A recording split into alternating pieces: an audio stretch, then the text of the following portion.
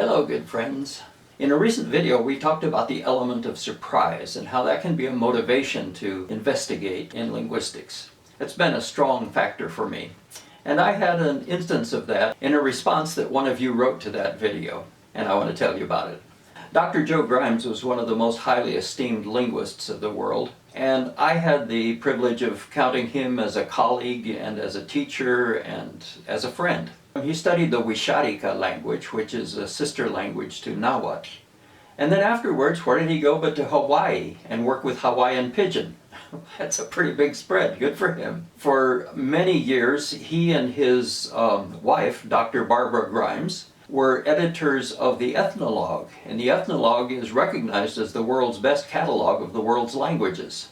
Also, he was a professor at Cornell University in New York, and while he was there, he pioneered in discourse studies and also pioneered in the use of computers in linguistics.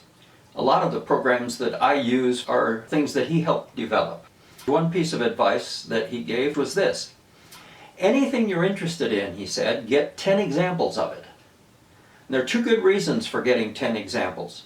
One of them is that if it's a robust phenomenon, it's not going to be hard to find 10 examples, so you might as well. And if it's hard to find 10 examples, that's a good thing to know, hey? The second reason is that by the time you've got 10 examples, you'll find that you have 2 or 3 subgroups. And you'll think, oh, these 2 are alike, and these 4 are alike, but these others are different. And so you have 2 or 3 lists that you can get 10 examples of, and that's the way your knowledge of things grows. And I found that excellent advice. One of my favorite collections over the years has been of a particular kind of noun where you take a verb and its object and use the two of them together to mean neither the verb nor the object, but the thing or the person that does the verb to the object. An example in English is scarecrow. It's not scaring and it's not crow, but it's a thing that scares crows.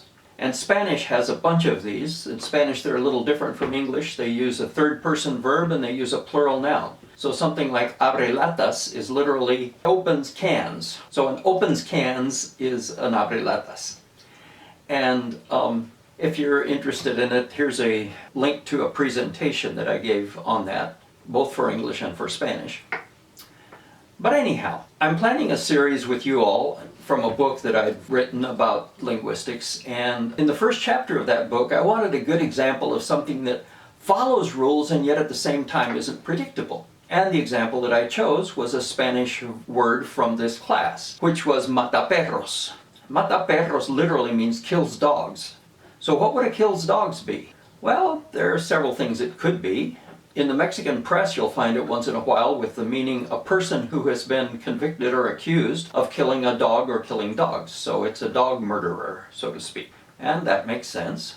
In the Canary Islands, they use it to mean a juvenile delinquent. A kid who commits rather serious mischief is a mataperros. Those are good meanings, but the one that I decided to use in the chapter was something a little different. There is a thing called a tumbaburros, which is a big grill that you stick in front of the radiator and engine of a truck. And the name means topples donkeys. So it's a donkey toppler. That is, if you're driving down the road and you hit some donkeys, this thing will protect your radiator and dump the donkeys out of the way. Much like a cow catcher on an old-fashioned train. And it's kind of a funny name. But on a smaller truck, a pickup or something like that, they'll call it a mataperros. So that was the meaning that I used for the example that I was giving in the chapter. But then, Odalis Ortega, who is apparently a Venezuelan, writes and says that in one part of Venezuela, they have a mataperros.